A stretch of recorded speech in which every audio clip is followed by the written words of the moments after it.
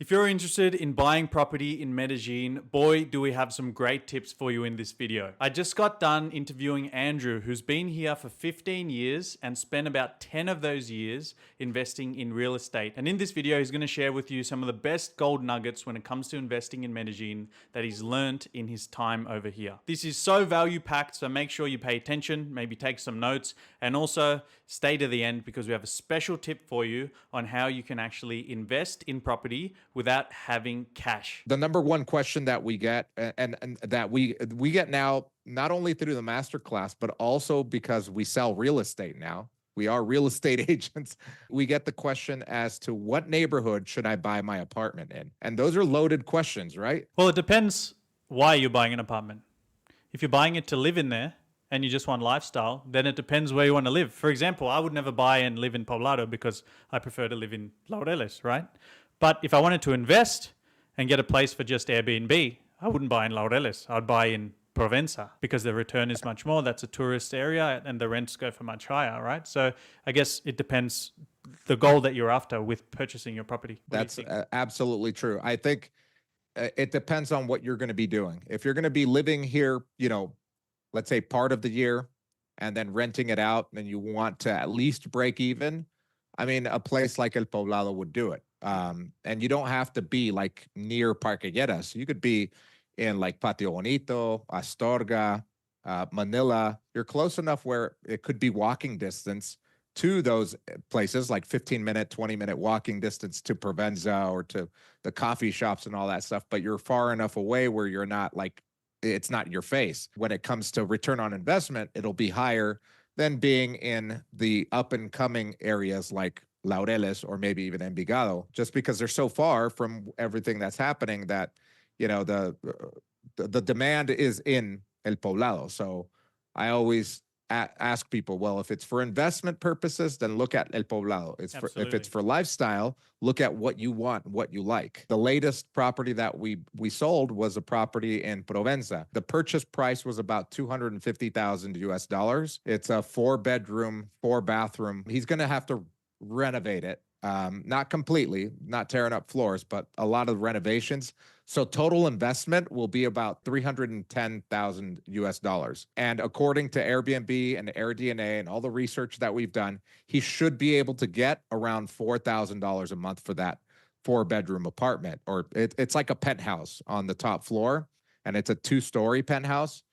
So he should be able to get $4,000. So at a total investment of $310,000, even if his occupancy rate is 70%, if he's netting, let's say, $3,500 at the end of the day, his cap rate's still around 10% plus. And that's just being conservative and saying 70%. Like AirDNA says that El Poblado, the occupancy is 70%. But if you do good marketing and you're a good host and you have a 5-star reviews, for example, my occupancy rate's closer to 85%. So if he had 85%, it's definitely well over 10%. We saw 12 properties over the course of 2 days, on Friday and Saturday, because he was here for a weekend. He actually liked 3 of them, and the one that he ended up purchasing was the 3rd one that he liked. It wasn't even his top 2, but we analyzed it. We're like, look, this is why you should buy this one. Yeah. Even though it's on a 4th floor with no elevator, and it's a 4-story apartment building, the upsides are that you're 1 block from Provenza. They're turning it from monthlies to dailies in December. So there were so many upsides that he's like, okay, yeah, this financially, this will make sense. How much was the value of the property? Tell me again.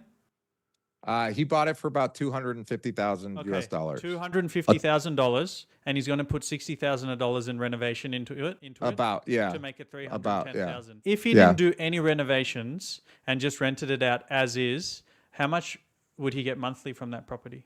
I would say roughly probably around $3,000. $3,000 or less. So he's putting in $60,000, and he's going to make an extra $1,000 every month. Yeah, it's definitely a good investment because $4,000 is also being conservative. That's meaning that's saying that like when the demand is low, he'll still be able to rent it for $4,000. Yeah. When demand's high, like in high seasons, like December, August, he can rent it for more than $4,000 per month. If you're watching this video and you're ready to buy property in Medellin in the next 6 months, then just click the link that I've left for you in the description, fill out all your requirements, and we'll be in touch with you to discuss how we can help you find your dream property in Medellin. Out of all these people that you've been showing properties, what are the most common questions that they're asking you before they purchase a property or make a decision? The biggest questions is like, okay, well, so what's the process for like when buying a property out here?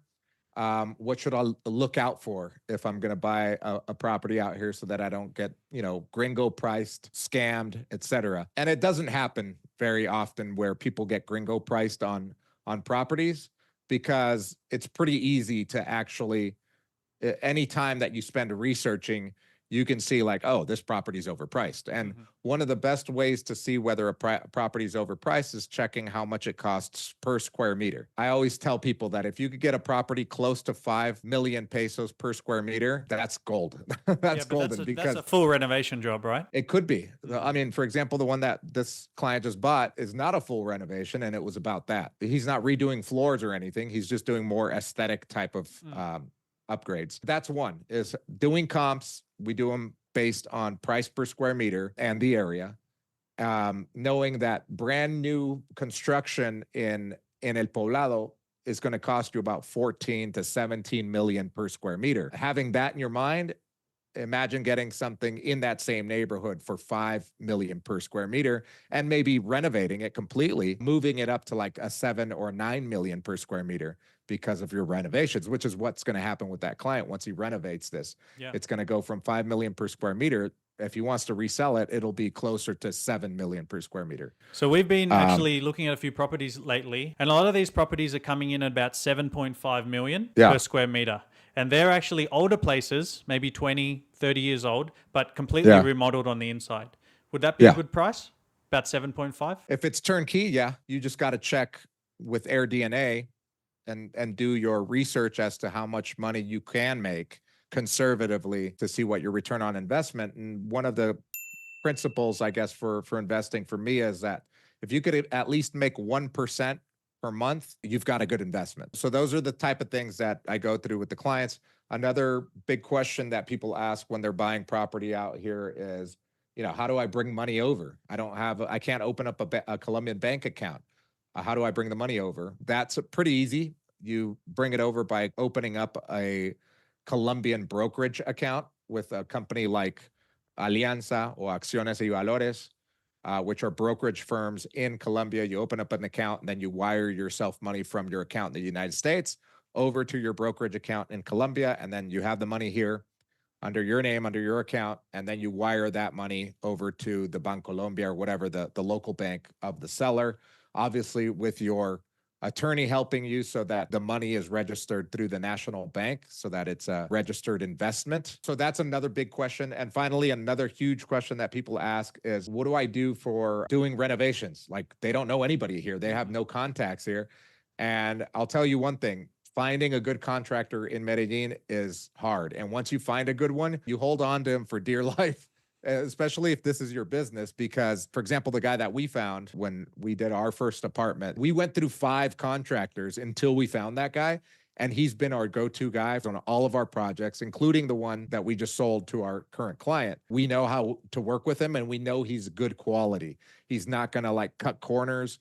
You're not going to like renovate something and then a drawer is going to fall, which has happened. And now, being in this business or in this world, I have like 3 other contacts that are great contractors. So it's just a matter of vetting all of them and going with the one that you like, because really it comes down to how fast they can do it and how good they could do it at the end of the day. To buy a property of $180K, $200,000, not everyone has that cash. Some people actually want to build up credit here, get a loan. Give us your plan, the quickest way to get credit to get that type of loan over here in Colombia. So you have to put down 30%, but then the bank will give you the other 70%. How can you get to that level where the bank will give you that as a foreigner? One of the best ways is through a blueprint project, investing into a property that hasn't been built yet. The constructor is selling off individual units. The way that they structure the deal is that you got to pay 30% down payment. So let's say, for round numbers purposes, that the total investment's $100,000. So you got to put $30,000 down.